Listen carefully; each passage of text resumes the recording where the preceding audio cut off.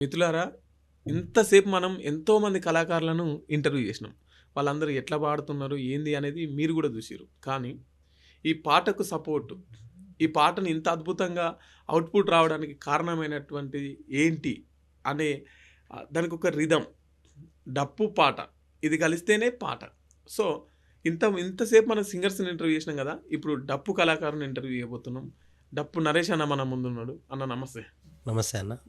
నీకు నరేష్ అన్న అంటే ఇష్టమా? డప్పు నరేష్ అన్న అంటే ఇష్టమా? అంటే నరేష్ అన్న, డప్పు నరేష్ అన్న అంటే ఇష్టం. నరేష్ అన్న అంటే ఇష్టం గానీ, నరేష్ అన్న అంటే కొంతమందికి తెలుసు. హ్మ్. డప్పు అనంటే ఆల్మోస్ట్‌గా నరేష్ అన్న అంటే డప్పు అనంటే నన్ను గుర్తుపట్టేస్తారు చాలామంది. ఇప్పుడు యూత్ అంతా మంచి మంచి హైఫై లైఫ్, లగ్జరీ లైఫ్‌కి అలవాటు పడుతున్నారు కదా! అవును. ఇంకా మీరు డప్పు నరేష్ అని పెట్టుకోవడం, ఇంకా అంటే మిమ్మల్ని తక్కువ చేసుకుంటారు. అట్లా ఎప్పుడైనా అనిపించిందా? మన అమ్మ పేదయినంత మాత్రాన మనం మా అమ్మ ఆమె కాదని చెప్పుకోలేం గదా! నాకిది అన్నం పెట్టింది ఇది నాకు. నేను చిన్నప్పటి నుండి డప్పు అనంటే తాతల నుండి మాకు ఇగ అలవాటు. దాంతో పాటు నేను చూసుకుంటూ, నేర్చుకోవడం దానివల్ల హ్మ్. ఆహ్, మా తాత భాగవతంకారుడు. ఆయన డప్పు కొడతాడు, డోలక్ కొడతాడు, పాటలు పాడతాడు. అది చూసుకుంటూ నేను నేర్చుకున్నోడిని.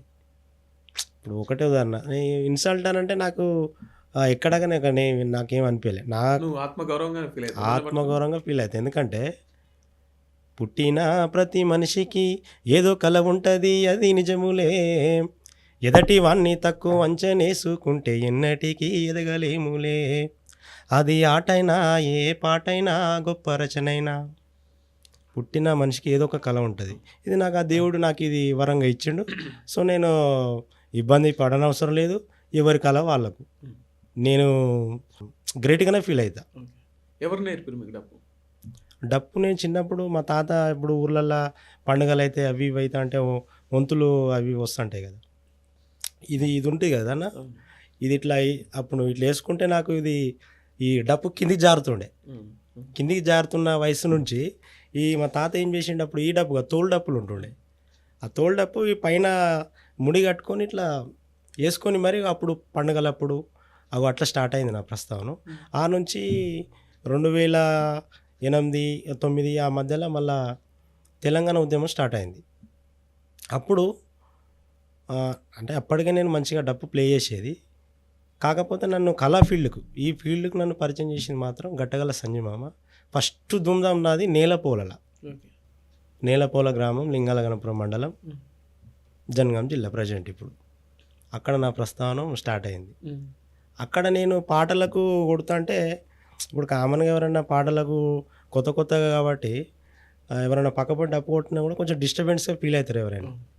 అలాంటిది అట్లా కాదు నరేష్ ఇట్లా కొట్టు, ఏం కాదు గట్టిగా కొట్టు, మంచిగా నేర్చుకో కొట్టు అని నన్ను ప్రోత్సహించింది మాత్రం గడ్డం రాజు. మా లింగాలగనపురమే హ్మ్. గడ్డం రాజు మామ. హ్మ్. హ్మ్. సో, ఇట్లా డప్పు పట్టుకున్నావు గదా!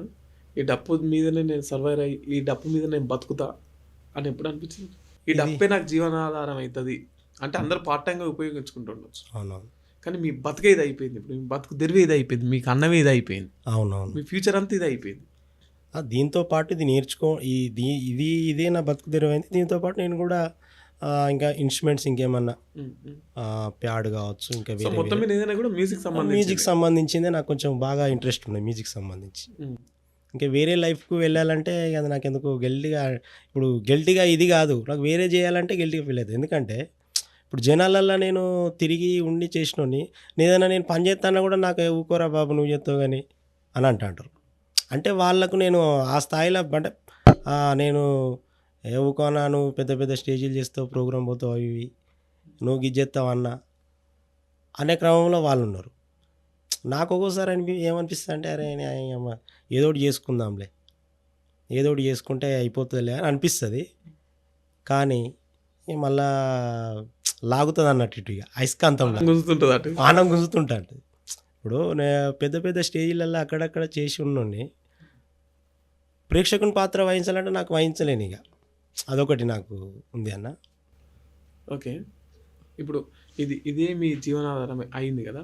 ఇప్పుడు దీని మీద బతుకుతున్నారా మంచిగానే హ్యాపీగా? ఓకే అన్న పర్లేదిగ. హ్మ్. ఇగ వెళ్తానే ఉంటా. ప్రెజెంట్ ఇప్పుడు ఒకవేళ డప్పు నరేష్ అన్న డప్పు పట్టుకోకుంటే ఏమయ్యేటోడన్న? ఇక అది ఇక ఏమో అన్న నాకు కూడా ఇక అది ఆ! ఆ, అంటే ఏమవుతాడు అని అంటే వాస్తవానికి ఒక్కొక్కటి ఇప్పుడు మన పరిస్థితులు చిన్నప్పటి నుంచే ఇవన్నీ అలవాటైతాయి. నేను రైటింగ్ మంచిగా ఉంటుంది నాది. హ్మ్. 10th వరకు చదువుకున్నా, రైటింగ్ బాగుంటుంది. నేను చదువుకునే క్రమంలో ఈ ఉద్యమం స్టార్ట్ అయింది. చదువుకునే క్రమంలో ఉద్యమం స్టార్ట్ అయింది. ఆ ఉద్యమ క్రమంలో పాటకు తోడుగా నేను డప్పు ప్లే అంటే కొట్టడం జరిగింది కాబట్టి వాళ్ళు నన్ను ఇక ఆ వైపు నాది అటు మళ్ళింది.